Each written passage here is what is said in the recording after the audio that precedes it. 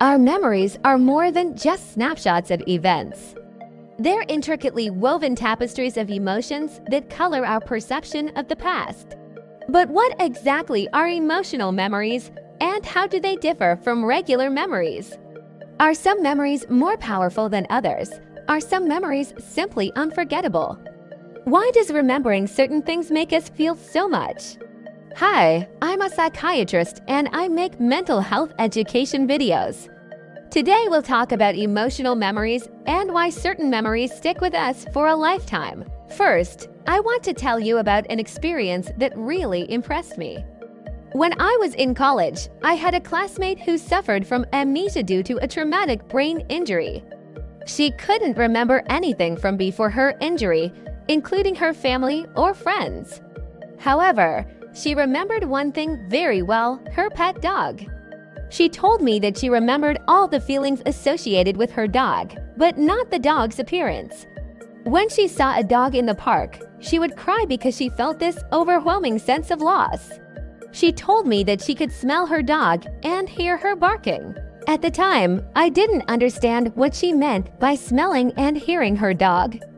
But later on, after I finished my medical training and became a psychiatrist, I came to learn that these are examples of sensory or visceral memories. Emotional memories are memories that have a strong emotional component. They can be memories of positive experiences like falling in love, getting married, or having a child, or negative experiences such as the death of a loved one, being betrayed, or suffering from abuse. Unlike regular memories, which may fade with time, emotional memories tend to stick with us for a long time. Sometimes it feels like yesterday. To better understand emotional memories, let's first take a look at regular memory. There are three main stages in the formation of a regular memory. The first stage is encoding. This is the process of converting an experience into a form that can be stored in the brain. The second stage is storage. This is the process of maintaining the encoded information over time. And the third stage is retrieval.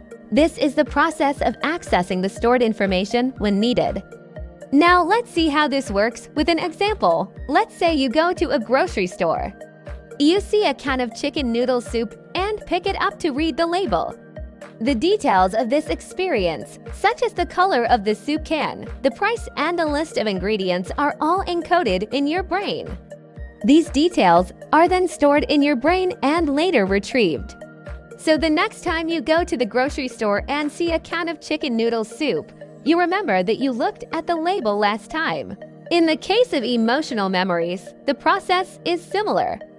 The only difference is that instead of just the basic details of the experience, the brain also encodes the emotional aspects of the experience. For example, if you were to accidentally spill hot coffee on yourself, the brain would not only encode the details of the event, such as the fact that you were holding a cup of coffee, but it would also encode the intense pain and humiliation that you felt. Later, when you retrieve the memory, you don't just remember the details of the event, but also the intense emotions associated with it. It makes sense that we remember emotional experiences better than neutral ones.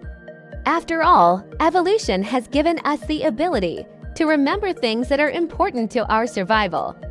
It would be beneficial for our survival to remember experiences that caused us great pain or pleasure, as these experiences are more likely to happen again.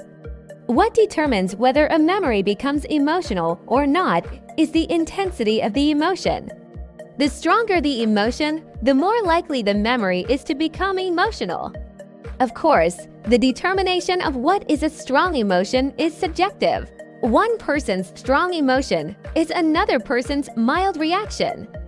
But generally speaking, emotions such as fear, anger, sadness, and joy are considered strong emotions.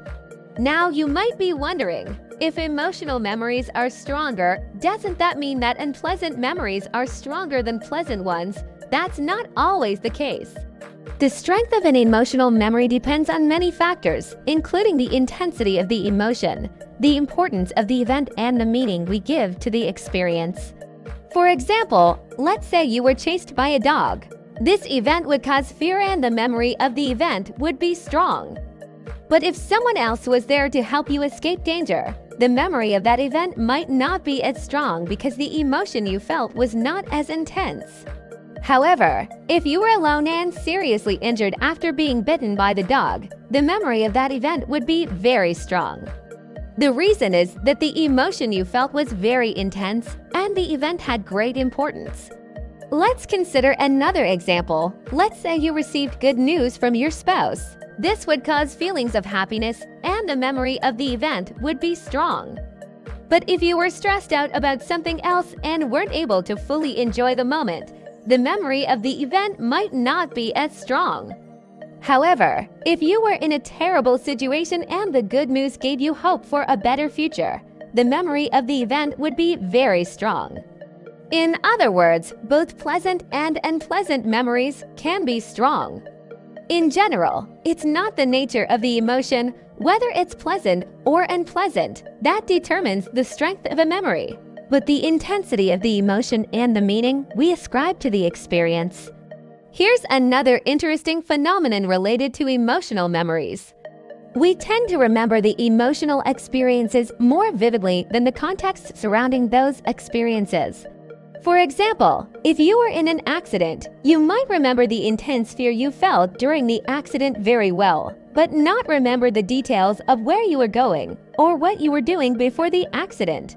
Or if you met someone special at a party, you might remember the excitement you felt when you first met them, but not remember the details of the party. This phenomenon is called the spotlight effect. Just like a spotlight on a stage, our attention is focused on the emotional experience and everything else fades into the background. This phenomenon is thought to occur because our brain prioritizes the emotional aspect of an experience over the contextual details. This allows us to quickly process emotionally charged situations and make decisions that are in our best interest. For example, if you see a snake, you don't need to first figure out the details of the situation.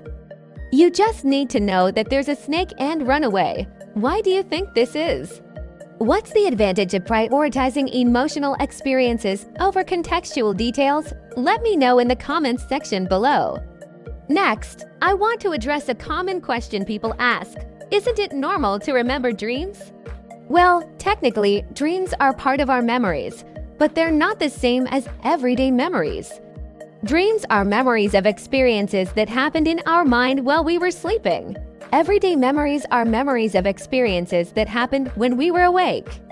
There are two types of dreams, those that are remembered and those that are forgotten. Most dreams are forgotten, but some remain in our memory. The ones that are forgotten are no different than the countless other thoughts that we have during the day and are lost to oblivion. The ones that remain in our memory are the ones that for some reason stand out from the crowd.